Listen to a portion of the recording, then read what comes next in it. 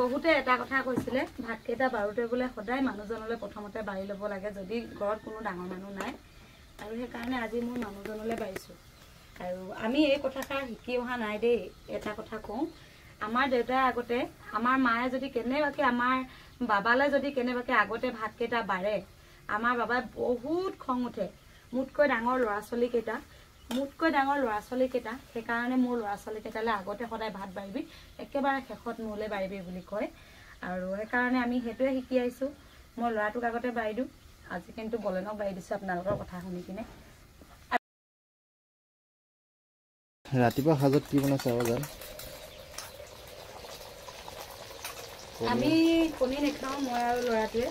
বাপেকে যিহেতু কণী খাব সেইকাৰণে বাপেকলৈ এয়া কণী আমলেট কৰিছোঁ আৰু আমাৰ কাৰণে এয়া গোটা গোটা বেঙেনা ভাজিবৰ কাৰণে এয়া গোটা গোটাকৈ বেঙেনা কাটি লৈছোঁ মানে পিচ কণী এটা দি ল'বা তেতিয়া আৰু এইখিনি এয়া শুকান মাছ বেঙেনাৰ লগত কণী দিলে আৰু মজা হয় ন বেঙেনাৰ লগত আজি শুকান মাছ খাম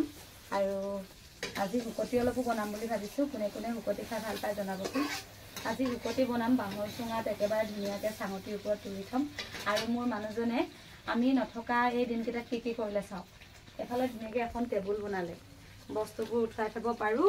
যাতে গেছটো ওপৰত উঠিব পাৰে তাৰ ওপৰত যিহেতু আমাৰ সৰু ধুনীয়া ঘৰটোত এইফালে ওপৰত বনালে এখন ধুনীয়াকৈ চাঙটিখন এতিয়া বৰ্তমান ঝাৰুখিনিহে উঠাই থোৱা হ'ল দেই ঝাৰু উঠাবৰ কাৰণে মই চাঙটিখন বনাব দিছিলোঁ আমাৰ যিহেতু বছৰটোৰ কাৰণে আমি ঝাৰু গোটাই লওঁ গিজিঙৰ পৰা আনি আৰু চোতাল সৰা ঝাৰুখিনি যদি এনেকৈ থৈ দিওঁ তেতিয়াহ'লে মানে ঢিলা হৈ যায় যদি এনেকৈ ধোঁৱা চাঙত উঠাই থওঁ তেতিয়াহ'লে চাওকচোন টাইট হৈ যাব আৰু এতিয়া লাহে লাহে জুই জ্বলাই থাকিম ওপৰত ঝাৰুখিনি কলা হৈ যাব আৰু বহুত দিন যাব সেইকাৰণে খুব ভাল লাগিছে দিনটো আমি নাথাকিলে ভাল আমি থাকিলে বেয়া আমি থাকিলে মানে কাম কৰিব নোৱাৰে বিচনাতে শুই থাকে যদি কেনেবাকৈ মানুহজনী য'ত মতাটো তত নহয় দেই তুমি আমি এতিয়া তেনেহ'লে আমি ৰঙিয়ালৈ গ'লো তুমি কেলৈ নকলা আকৌ তুমি থৈ গৈছা দেখা নাই আৰু গোটেইকেইটা ইমানকৈ 50-55টা পোৱালি কুকুৰা পোৱালি ওলাইছে মই কাম কৰি থাকি তুমি বিচনা হৈ থাকিলে মোক কেনেকুৱা লাগে মই বিচনা হ'বলৈ মন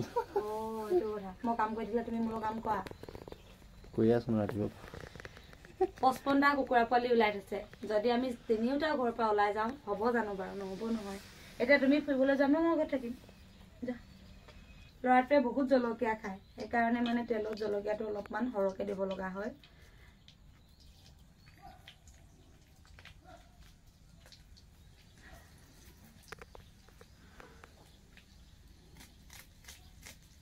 মাছখিনি তেলতে ভাজি লৈছোঁ পিঁয়াজ আৰু মাছ জলকীয়া তাৰপাছত